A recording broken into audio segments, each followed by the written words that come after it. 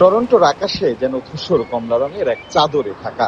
দূর থেকে স্পষ্ট দেখা যাচ্ছে না সিএম টাওয়ার কিংবা উঁচু ভবনগুলো। চারিদিকে ধোঁয়ার ঘন আস্তরণ।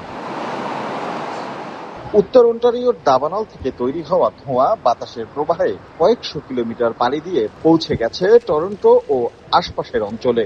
এর প্রভাবে আন্তর্জাতিক বায়ুমান পর্যবেক্ষক সংস্থা আইকিউ এয়ারের সূচকে বিশ্বের বড় শহরগুলোর মধ্যে সবচেয়ে খারাপ বায়ুর মানের রেকর্ড করেছে টরন্টো।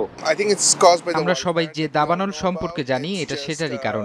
আমি শুধু আশা করছি এটা যেন খুব বেশি দীর্ঘস্থায়ী না হয়। বাতাসে অতি ক্ষুদ্র PM 2.5 কণার মাত্রা কয়েক গুণ বেড়ে যাওয়ায় সবচেয়ে বেশি ঝুঁকিতে পড়েছেন শিশু, বয়স্ক, গর্ভবতী নারী এবং শ্বাসকষ্ট ও হৃদরোগজনিত আক্রান্ত ব্যক্তিরা। পরিস্থিতির কারণে এনভায়রনমেন্ট কানাডা বায়ুমান সতর্কতা এবং তাপমাত্রা প্রবাহের সতর্কতা একসঙ্গে জারি করেছে। চোখ, নাক ও গলায় জ্বালাপোড়া হতে পারে, কাশি, শ্বাসকষ্ট ইত্যাদি হতে পারে, হাঁপানি বা COPD রোগীদের অবস্থা আরও খারাপ হতে পারে, হৃদরোগের ঝুঁকি বাড়তে পারে শিশু, বয়স্ক, গর্ভবতী নারী এবং দীর্ঘমেয়াদী অসুস্থ ব্যক্তিদের জন্য বিষয়টি একটু বিপজ্জনক হতে পারে।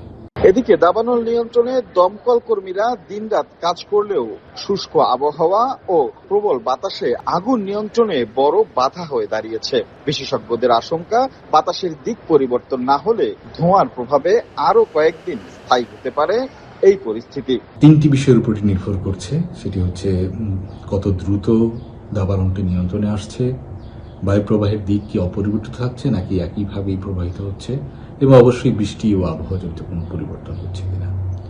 বায়ু পরিবর্তনের প্রভাবে কানাডার সাম্প্রতিক বছরগুলোতে দাবানলের সংখ্যা ও ব্যাপ্তি বেড়েছে বলে মনে করছেন পরিবেশ বিশেষজ্ঞরা। আর তার সরাসরি প্রভাব পড়ছে হাজার কিলোমিটার দূরে বড় শহরগুলোর জনজীবনেও। একদিকে গরমে নাভিশ্বাস, অন্যদিকে বায়ু দূষণে এমন অবস্থা, দিনের বেলায় যেন নেমে এসেছে সন্ধ্যা। সবকিছু মিলিয়ে ঘর থেকে বের হয় এই নগরে এখন বড় চ্যালেঞ্জ হয়ে গিয়েছে।